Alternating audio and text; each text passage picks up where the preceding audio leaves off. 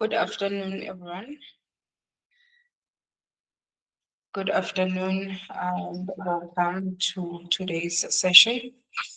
My name is Pumele Hadebe, and today we are doing the occupational health and safety systems and management system. Right. So I will be your facilitator for this course on OHS management system. I'm delighted to welcome you all, and I trust that over the duration of this course, you will gain not only the theoretical knowledge, but also the practical insight that will be available in your professional journey. The purpose of this course is to provide you with a comprehensive understanding of occupational health and safety, as well as the principles and the applications of management system within the workplace. In today's fast-paced work environment, ensuring the safety and health of employees is not just a legal requirement, it is a moral and organizational necessity. The accident, injuries, and unsafe practices not only compromise the well-being of individuals, but also negatively impact productivity, reputation, and the financial performance of an organization. During this course, we will explore the key aspects of occupational health and safety, including the hazard identification, risk assessment, and control measures. We will also examine the role of occupational health and safety management system, which are structured frameworks that are designed to integrate health and safety practices into the daily operations of organizations. So, by understanding these systems, you will be able to identify the potential risk, proactively implement effective safety protocols, and ensure the compliance with the relevant legislation and standards. This course is structured to combine theoretical knowledge with practical example, case studies, and interactive discussions. So our goal is to equip you with the skills, not only recognize hazards, but also a foster of a safety culture within your workplace, where every employee understands their role in maintaining a safe and healthy environment. You will learn about legal frameworks, ethical responsibilities, and best practices that align with international standards for occupational health and safety management. By the end of this training, you should be able to understand the fundamental concepts of occupational health and safety, identify and assess the risk within the various work environments, identify, implement and monitor the effective safety management system, ensure the compliance with applicable OHS legislations and standards. Also, to promote a proactive culture of safety, well-being, and continuous improvement in the workplace. Remember that the knowledge you gain here is not just meeting the regulatory requirements, it is about creating workplaces where people can drive safely, responsibly, and confidently. So I encourage you to participate actively, ask questions, and sharing of experiences, as this will enhance your understanding and applications of occupational health and safety principles in real life scenarios. Once again, welcome to this course, and I look forward to guiding you through a journey of learning that will empower you to make a real life occupational health and safety. Now that we have set the stage for what this is course about, let us delve deeper into the importance of occupational health and safety and how it integrates with management systems in the workplace. The occupational health and safety is not merely a set of rules or procedures. It is a fundamental aspect of organizational culture. Every workplace carries potential risk, from physical hazards like machinery and chemicals to economic hazards like biological and psychological hazards.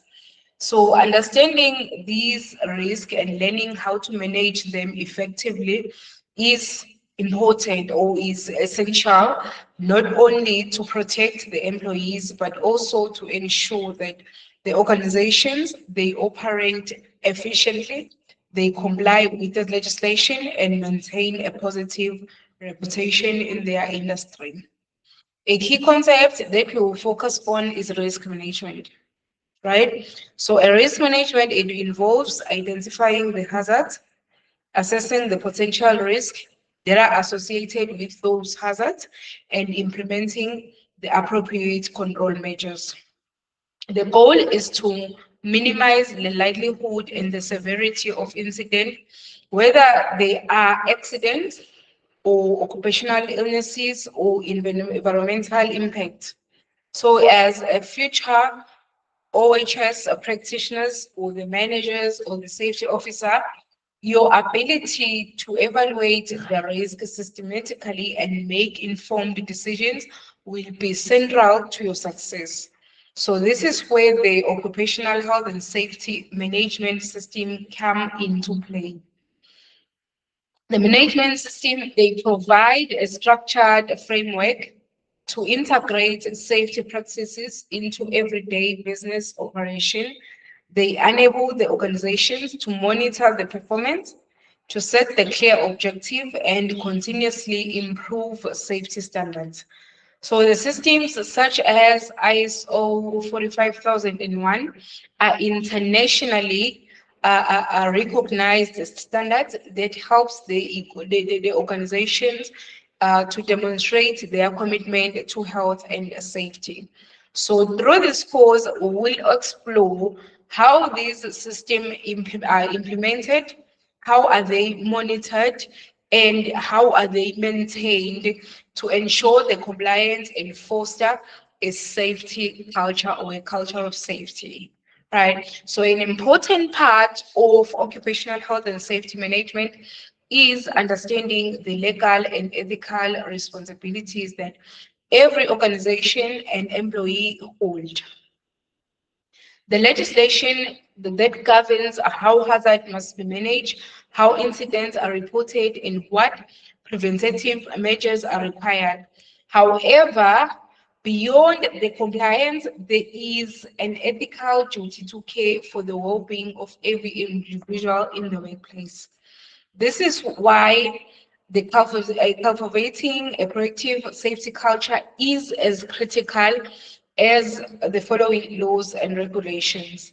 Right. So throughout this course, you will also learn the practical tools and the methods, including how to conduct the thorough hazard identification and risk assessment, how to develop and implement the effective safety policies and procedures, the techniques for monitoring and auditing the safety practices, and the strategies for training and engaging the employees in safety initiatives. So reporting and investigating methods for workplace incidents and near misses. So it is essential to remember that occupational health and safety is a shared responsibility. So while the management sets the policies and provide the resources, every employee has a role to play in maintaining a safe work environment by encouraging the teamwork, the open communication, and accountability. So it will strengthen the implementation of occupational health and safety principles across all the levels of an organization. Finally, the knowledge and the skills that you gain from this course are not static. The workplaces, they evolve, new technologies are introduced, and new risks they emerge. So a competent health and safety professional must remain adaptive, informed, and committed to continuous learning. So this mindset will enable you to respond effectively to challenges, innovate safer practices, and contribute to the organization. So, in the next section, we will start by exploring the core principles of occupational health and safety, including the hazard types, the risk assessment method, and the hierarchy of control measures. So, this will provide a solid foundation for understanding how management system can be designed and applied in real world scenarios. So before we go there, I would like to ask if anyone has a question.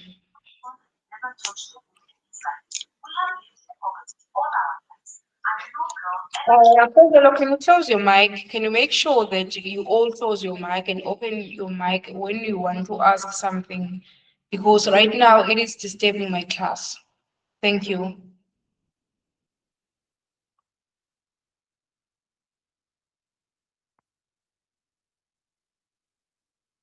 Okay, I'll take it that no one has a question so far.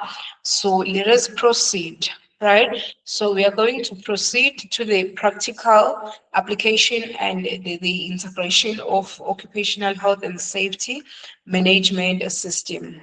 Right. So now that we have discussed the purpose of occupational health and safety and the role of management system, let us take a closer look at how these concepts are applied in real workplace environments.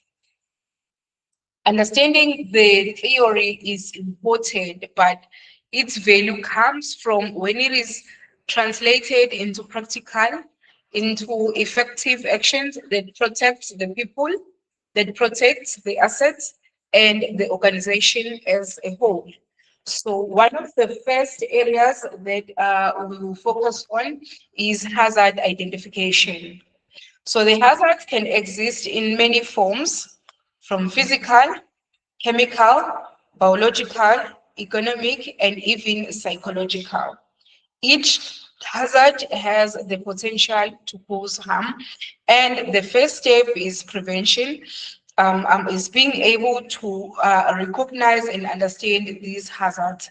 For example, improper lifting techniques can lead to musculoskeletal injuries, while exposure to toxic chemicals without proper protective equipment can result in serious health conditions. So by identifying hazards early, we can take the proactive steps to reduce the risk and prevent the incident before they occur. And then the next, it comes the risk assessment and control.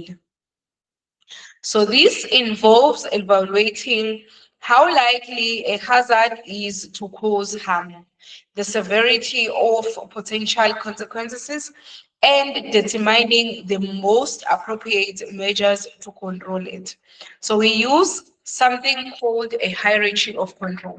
So when they speak of the hierarchy of control or the control measures, it's the same thing. So it's a structured approach that prioritizes elimination hazards whenever possible, followed by substitution, followed by the engineering controls, followed by the administrative controls, and finally, the protective personal equipment, which is PPE. So this hierarchy, it ensures that the most effective safety measures are applied first, providing a structured way to manage the risk systematically. So integrating these practical practices into a formal occupational health and safety management is what makes safety sustainable over the long term. A management system allows an organization to set clear policies, objectives, and procedures, and they assign the responsibilities and continuously monitor and improve the performance. For instance, conducting the regular workplace audits, safety inspections, and incident investigation, it ensures that hazards are continuously identified and managed effectively. It also allows the organizations to track the progress, to report on the compliance, and demonstrate the accountability to employees, to clients, and regulatory authorities. Another critical aspect that we will explore is incident reporting and incident investigation. So when accident or near misses occur, it is vital to analyze the causes and implement the corrective actions to prevent the recurrence. This is where the data-driven decision making comes in. Proper reporting system, they help the organization to identify the trends, understand the root causes, and take the measures that improve safety outcomes across the board. Beyond the system and procedures, building a strong safety culture is perhaps the most important factor in achieving the workplace safety. A positive safety culture encourages the employees to take ownership of their own safety and the safety of others. It also promotes the open communication about risk and supports the continuous learning. The management leadership, visible commitment to safety, and employee engagement are all critical components that strengthen this culture. Finally, it is important to recognize that occupational health and safety is dynamic. Work environments, they change, new technologies are introduced, and new risks, they emerge. Therefore, the effective occupational health and safety management, it requires the continuous improvement, the adaptability, and the lifelong learning. So by staying informed about the legislation, the standards, and the best practices, you will be able to respond effectively to the challenges and implement the innovative safety solution and ensure the ongoing well-being of all employees. So in the upcoming modules, we will dive into the specific methods for hazard identification, risk assessment, and the practical implementation of management system. You also have the opportunity to engage in exercises, in case studies and discussions that will reinforce your learning and prepare you to apply these principles confidently in your own workplace. Right, so now I have prepared some case studies, right? So they are so simple, relatable, and they highlight the key principles like hazard identification, the risk assessment, and safety culture. But before we dive in there, I would like to ask if anyone has a question. So before we look at the scenarios and the case studies, is anyone with a question?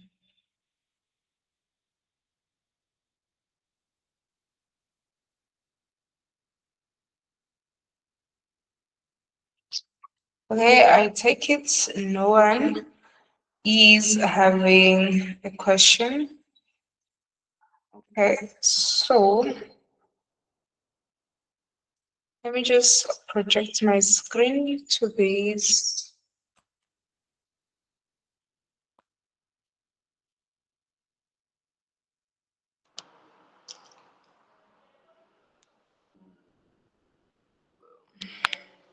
Yeah, so these are my case studies.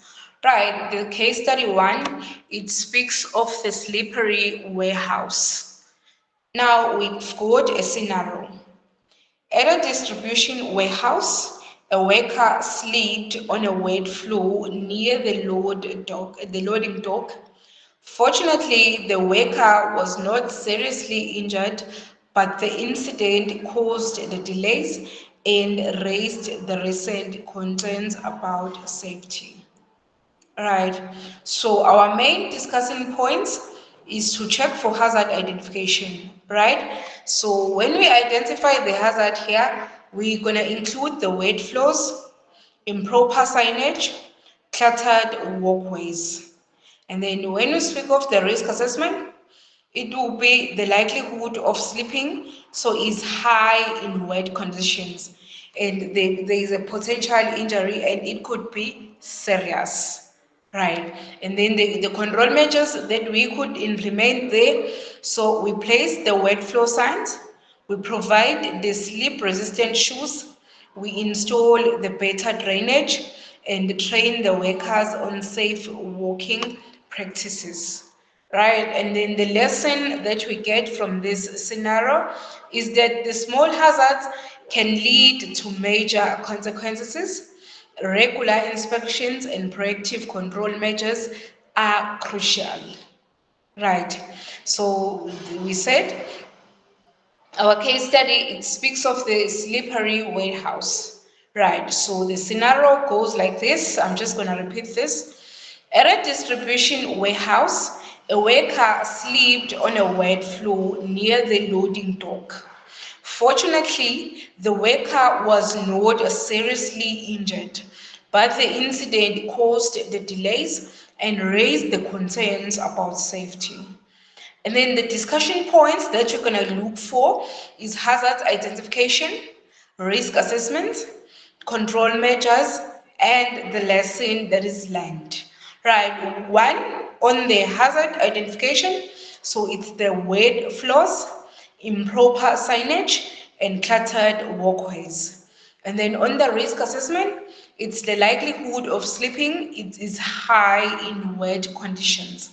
And then there is a potential injury could be serious. Control measures, we place the wet floor signs, we provide the slip resistant shoes, we install the better drainage and train the workers on safe walking practices. So the lesson that is learned on this scenario is that small hazards can lead to major consequences.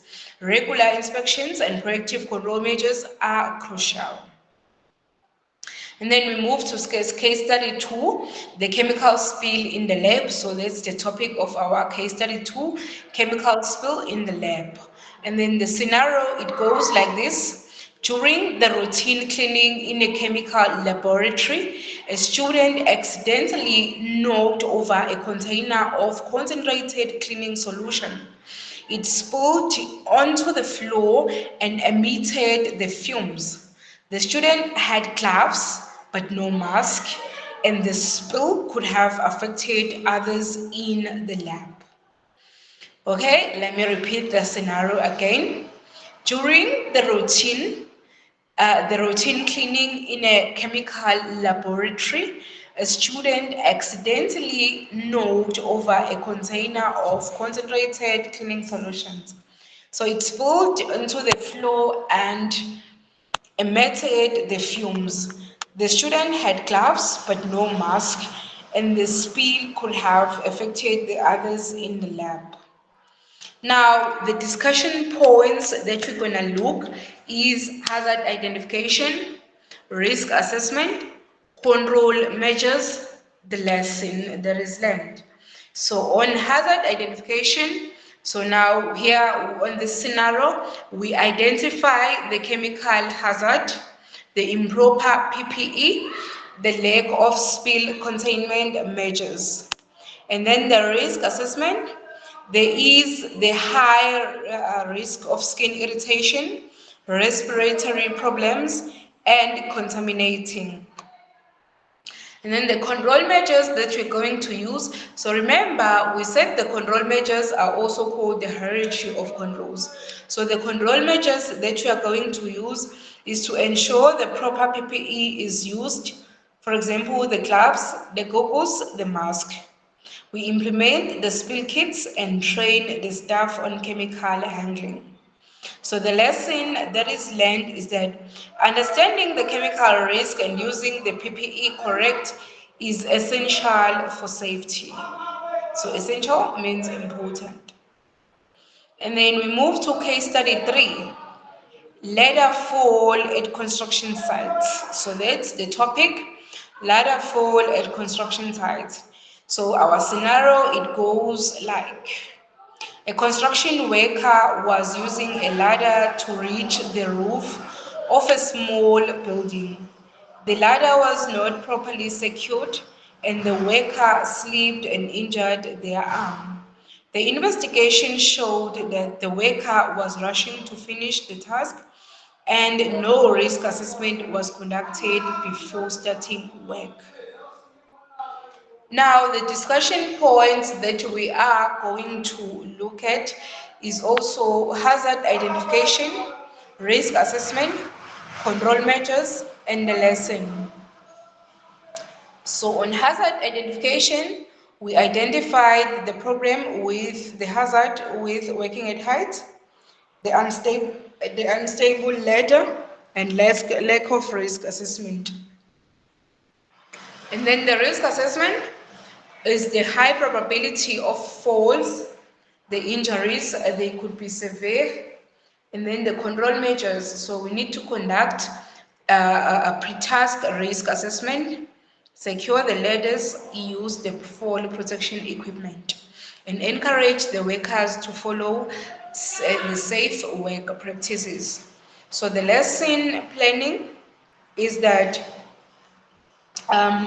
there must be planning, there must be proper equipment, and they must follow up the procedures to prevent the accidents.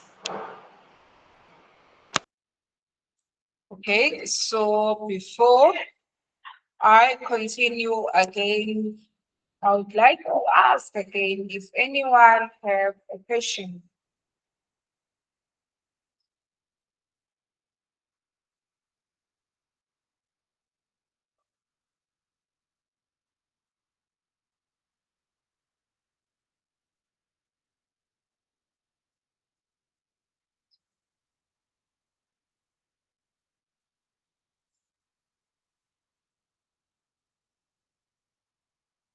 Okay, now that we understand the importance of occupational health and safety and how the management system works, it's time to focus on one of the core practical components of workplace safety, hazard identification, risk assessment, and control. They are commonly abbreviated as UHIRA. Right. So this topic it equips you with the knowledge to recognize the potential hazards, evaluate the risk, and implement the measures to control them before they result in accident or injuries. Right. So I hope by now everyone is able to identify the different types of workplace hazards: physical, chemical, biological, economical, or psychological, right? They are able to assess the level of risk associated with each hazard. They are able to apply the hierarchy of controls to minimize or eliminate the risk and document the hazards and control measures as part of the occupational health and safety management system. Right, so okay, let me briefly go back to the key concepts that we are speaking of. The hazard identification. It means spotting the potential sources of harm in the workplace. In the examples that we have been talking about, slippery floors, exposed electrical wires, repetitive tasks, chemicals, heavy machinery, or the stress-inducing work conditions. And then the risk assessment, it means evaluating the likelihood of an incident occurring or the severity of its potential impact. For example, or the tools that we use the risk metrics, the scoring system, and the checklist. And then we said we have a hierarchy of controls. They include elimination, which is remove the hazard completely, substituting, replace it with something less hazardous, engineering controls, isolate people from the hazard, administrative controls, how people work, the procedures, the training, and then the personal protective equipment, which is PPE. It's always the last line of defense, right?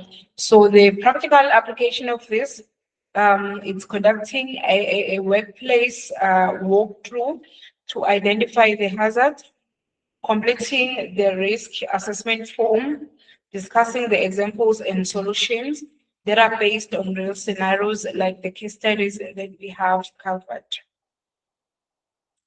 And then we have the interactive elements.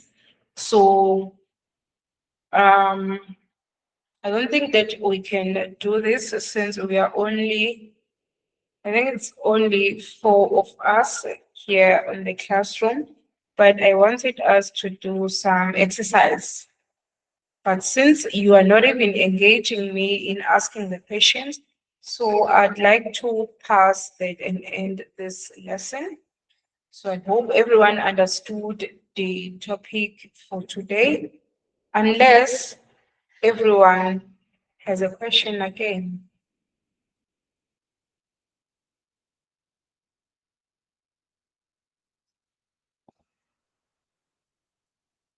Okay. Seems like no one is with a question. So we probably all understood the topic. So as we reach the conclusion of this course, I want to take a moment and reflect on everything that we have covered and highlighted, and why this knowledge is so critical, not only for the compliance, but for the well-being of every individual in the workplace. The occupational health and safety is more than just a set of rules or the guidelines. It is a commitment to human life, to dignity and productivity. So every workplace, regardless of its size or injury or industry, has inherent risk. So through this course, we have explored how identifying those risks, assessing their potential impact, and implementing the structured controls. So how it can prevent the accidents, the injuries, and the occupational diseases.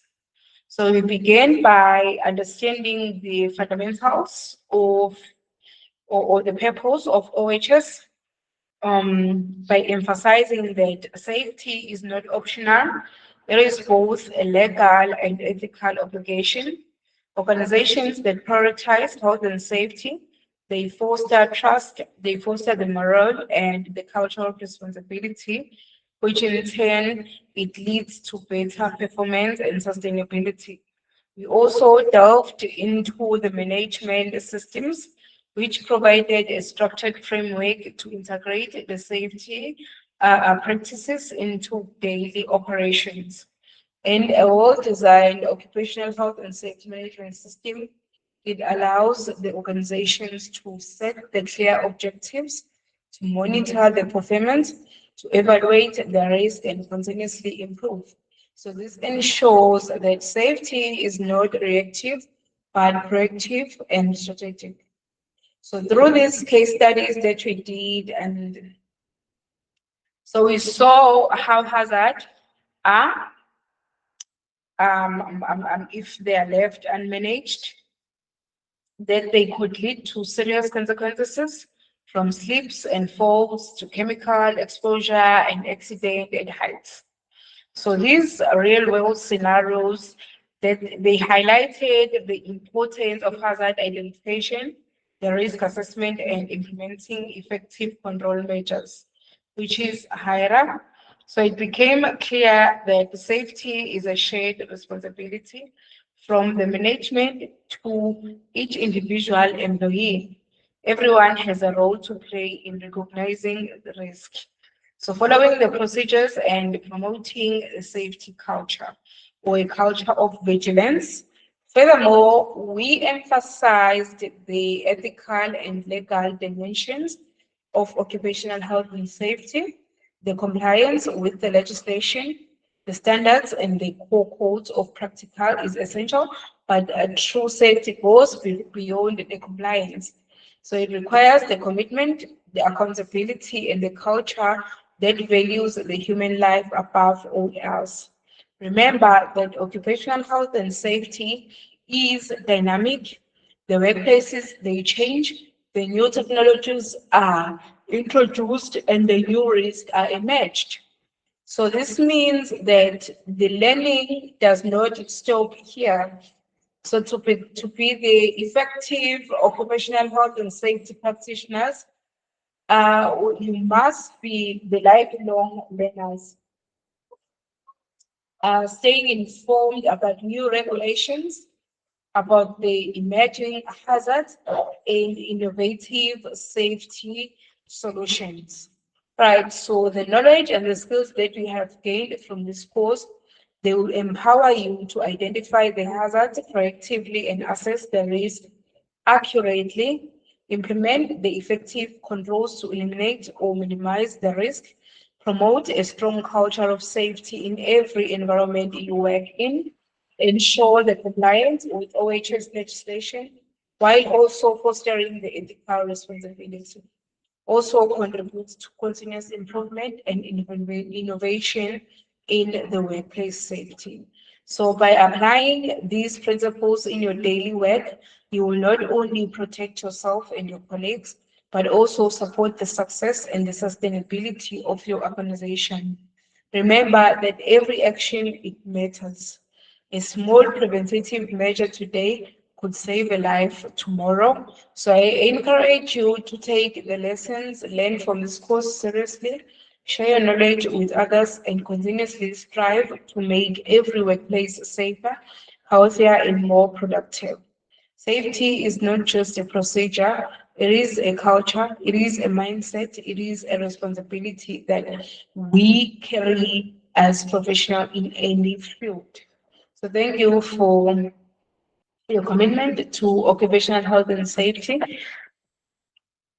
Together, I think we can build the workplaces where people thrive, they thrive safely, confidently, and responsibly. So we will meet tomorrow, same place, same time. Bye.